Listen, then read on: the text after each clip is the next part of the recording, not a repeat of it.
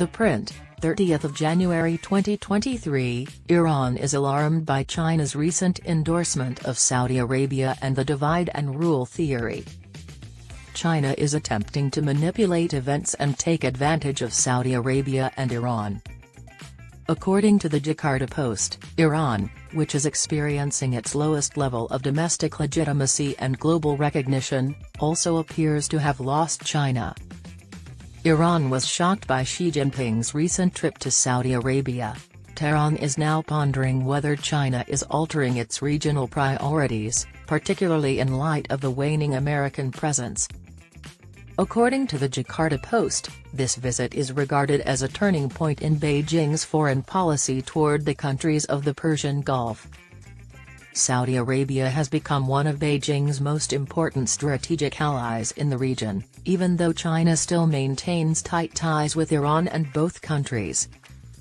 As Iran feels that China has adopted a neutral stance in Iran's rivalry with Saudi Arabia in the Gulf region, Tehran is concerned about China's recent embrace of Saudi Arabia and other Gulf Cooperation Council (GCC) countries.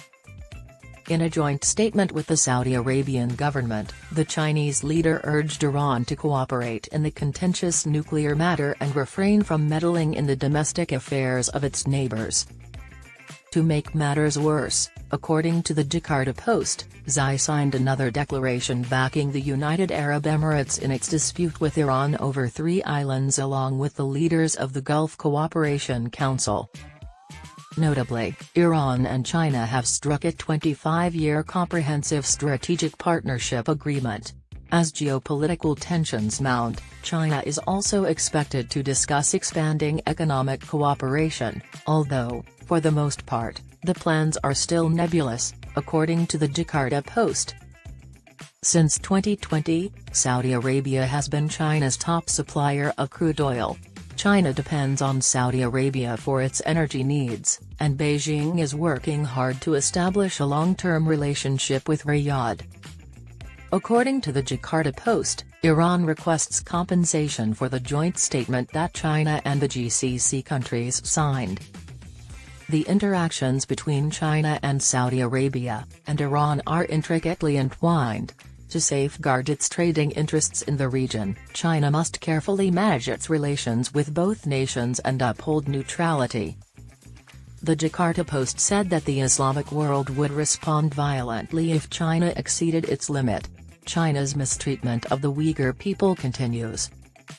Most Muslim nations, including Iran and Saudi Arabia, are aware of the plight of the Muslims in Xinjiang but have resisted assisting the U.S. campaign to militarize those Muslims in China. The recent visit of a team of Muslim intellectuals and clerics from developing countries, who expressed support for China's policy in the far western area, can be used to measure the Arab world's reciprocity with China in Xinjiang. More than 30 Islamic leaders from 14 nations, including the United Arab Emirates, Jordan, Serbia, South Sudan, and Indonesia, came to Toto Xinjiang to meet with government representatives and go to Urumqi, Turpan, Altai, and Kashgar.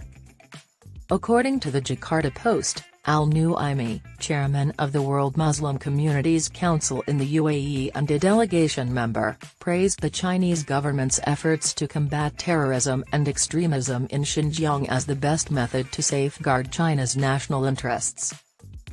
Over the past few years, China has imprisoned more than 1 million Uyghurs against their will in a vast network of facilities it refers to as re-education camps. The Xinjiang affair can be utilized against China's interests in the wake of its political stance in the Gulf. Iran, Saudi Arabia, and the United Arab Emirates have refrained from even bringing up the subject to respect Chinese national sovereignty. According to the Jakarta Post, China is doing everything possible to change the UAE's statement against Tehran. The Chinese Ministry of Foreign Affairs is working to contain the damage after realizing its error. Iranian Foreign Minister Hossein Amir's response: Abdullahian's the islands of Abu Musa, the Greater Tunb, and the Lesser Tunb in the Persian Gulf are indivisible pieces of the pure soil of Iran and belong to our country forever, provides a good indication of the seriousness of the situation. Beijing is aware of the region's complexities and attempts to tread a fine line to market its cheap, low-quality goods and increase its influence among Muslims.